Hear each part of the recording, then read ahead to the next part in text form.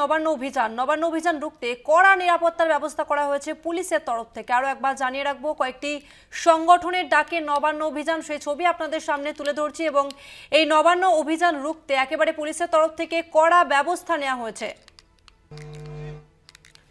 Barricade বসানো হয়েছে 3টি পথে।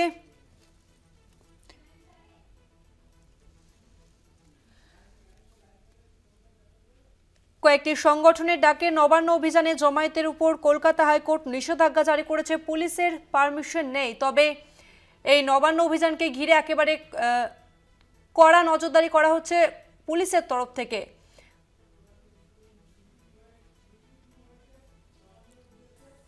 নবান্ন অভিযানের উদ্দেশ্যে মিছিল শুরু হয়েছে, সে ছবি আপনাদের সামনে তুলে ধরছি।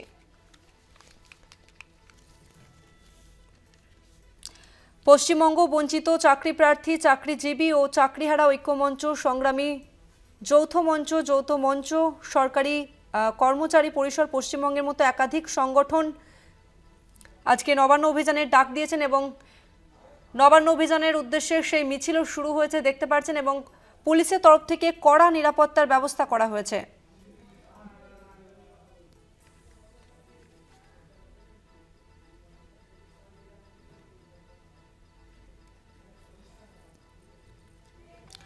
নবান্ন অভিযান ঠেকাতে হাওড়া জুড়ে একেবারে নজিরবিহীন নিরাপত্তার ব্যবস্থা করা হয়েছে। সংগঠকদের আবেদন খারিজ করে পুলিশ জানিয়েছে যে অনুমতি ছাড়া কোনো জমায়েত কিংবা মিছিল করতে দেওয়া যাবে না। সেক্ষেত্রে যেহেতু মিছিলের অনুমতি নেই, তাই পুলিশের তরফ থেকে একেবারে কড়া নিরাপত্তার ব্যবস্থা করা হয়েছে। শহরের যে সমস্ত মূল রাস্তা রয়েছে সেখানে ইতিমধ্যেই ব্যারিকেড বসানো হয়েছে।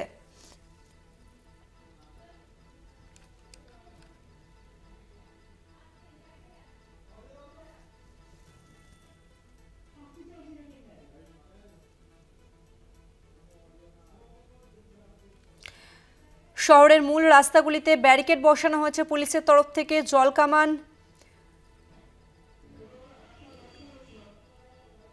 ও ড্রোন দিয়ে নজরদারি চালানো হচ্ছে। প্রায় 1500 পুলিশ মোতায়েন হয়েছে। সঙ্গে রয়েছে র্যাফ এবং কুইক রেসপন্স টিম।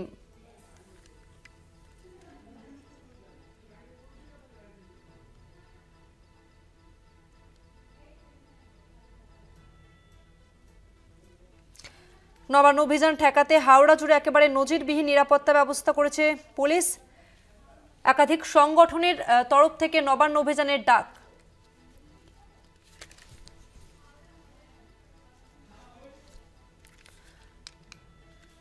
সংগ্রামী যৌথ মঞ্চের তরফ থেকে নবান্ন অভিযান, ইতিমধ্যে সেই মিছিল শুরু হয়েছে। নবান্ন অভিযানে মেলেনি পুলিশের অনুমতি। এই নবান্ন অভিযান রুখতে পুলিশের তরফ থেকে একেবারে কড়া ব্যবস্থা নেওয়া হয়েছে। অন্যদিকে নিরাপত্তাও আরও জোরদার করা হয়েছে।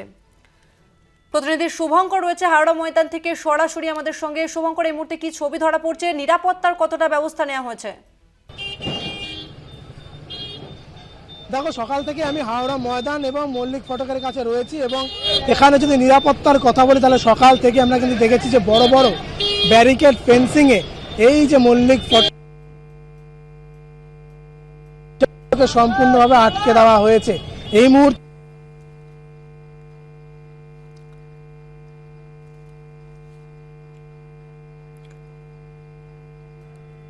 এখনো পর্যন্ত দড়ি দিয়ে এবং বিভিন্ন কলকব্জা দিয়ে এই যে বড় বড় ফেন্সিং ব্যারিকেড, যেটির হাইট প্রায় 10 ফুট, এই যে বড় বড় ফেন্সিং ব্যারিকেড যেটির হাইট প্রায় 10 ফুটেরও বেশি, 10 থেকে 12 ফুট, সেগুলোকে ইতিমধ্যেই রাস্তার মধ্যে গেঁথে দেওয়া হয়েছে।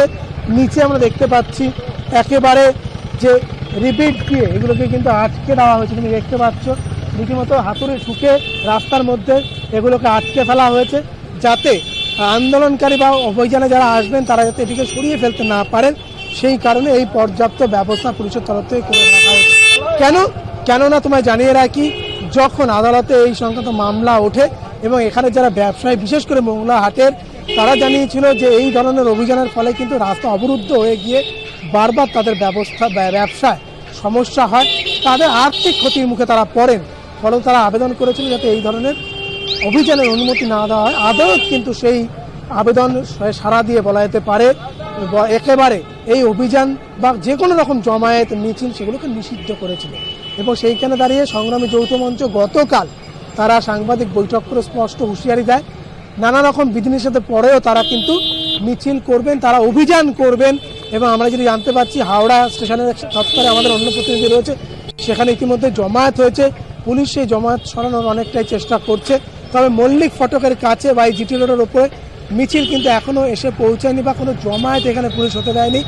একাধিক এখানে প্রিজন ভ্যান রাখা রয়েছে এখানে, যাতে যে কোনো রকম পরিস্থিতির ওপর যাতে পরিত্রাণ বা বলা যেতে পারে পরিস্থিতি যাতে হাতের বাইরে না যায় সেই দিকে তাকিয়ে যাবতীয় বন্দোবস্ত এবং আন্দোলনকারী বা অভিযানকারী যারা আসবেন তাদেরকে যাতে সঙ্গে সঙ্গে এখান থেকে সরিয়ে ফেলা যায়। কেননা পুলিশের কাছে কিন্তু সবথেকে বড় প্লাস পয়েন্ট বা এক্ষেত্রে মামলার সেই কপি, যেখানে কিন্তু স্পষ্ট বলা ছিল কোনো রকমভাবে কোনো জমায়েত কোনো রকমভাবে কোনো অভিযান কিন্তু করা যাবে না। এবং পুলিশের তরফ থেকে বিশেষ করে হাওড়া পুলিশ কমিশনারেটের তরফ থেকে তাসমিনা, তিনি হাওড়া পুলিশ কমিশনারেটের যিনি সিপি তিনি প্রবীণ ত্রিপাঠী, তিনি সাংবাদিক বৈঠক করে স্পষ্ট জানিয়েছিলেন যে আদালতের নির্দেশকে মান্যতা দিয়ে তারা কিন্তু কোনো জমায়েত কোনো রকম মিটিং মিছিল তারা করতে দেবেন না। সাধারণ মানুষের সমস্যা হোক, ব্যবসায়ীদের সমস্যা হোক, এরকম কোনো কিছুই কিন্তু তারা করতে দেবেন না, যাতে যান চলাচল স্বাভাবিক থাকে, যাতে পরিস্থিতি স্বাভাবিক থাকে সেই দিকে পুলিশ প্রশাসনের নজর থাকবে। ল অ্যান্ড অর্ডার সিচুয়েশন যাতে ঠিকঠাক থাকে সেই দিকেও কিন্তু নজর দেবে পুলিশ। সেই দিকে তাকিয়েই কিন্তু এই যাবতীয় বন্দোবস্ত আমি যেগুলো দেখালাম এই মুহূর্তে ঘুরে ঘুরে, বড় বড় fencing barricade, RAB combat force, এখানে অত্যাধিক পরিমাণে র্যাব কমব্যাট ফোর্সের যারা রয়েছেন তাদেরকে এখানে মোতায়েন করা হয়েছে। লাঠিধারী পুলিশ রয়েছে এখানে, মহিলা পুলিশের 6 লাখ রয়েছে।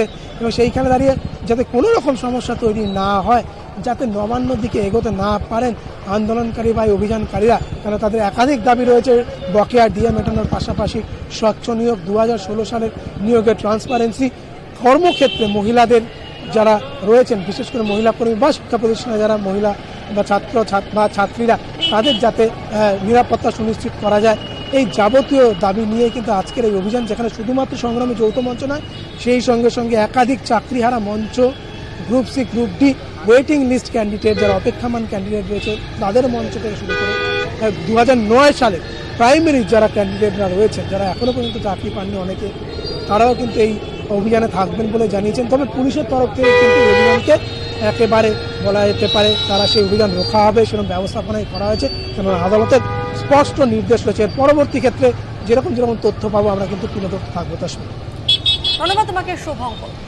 সংগ্রামী যৌথ মঞ্চের তরফ থেকে নবান্ন অভিযান শুরু হয়েছে, হাওড়া স্টেশন থেকে এই অভিযান শুরু হয়েছে যা পৌঁছবে নবান্ন পর্যন্ত। এবং পুলিশের তরফ থেকে এই অভিযান রুখতে একেবারে কড়া ব্যবস্থা করা হয়েছে। বিভিন্ন জায়গাতে ব্যারিকেড বসানো হয়েছে, একাধিক পুলিশ মোতায়েন রয়েছে, র্যাফ নামানো হয়েছে, জলকামান নিয়ে প্রস্তুত রয়েছে পুলিশ।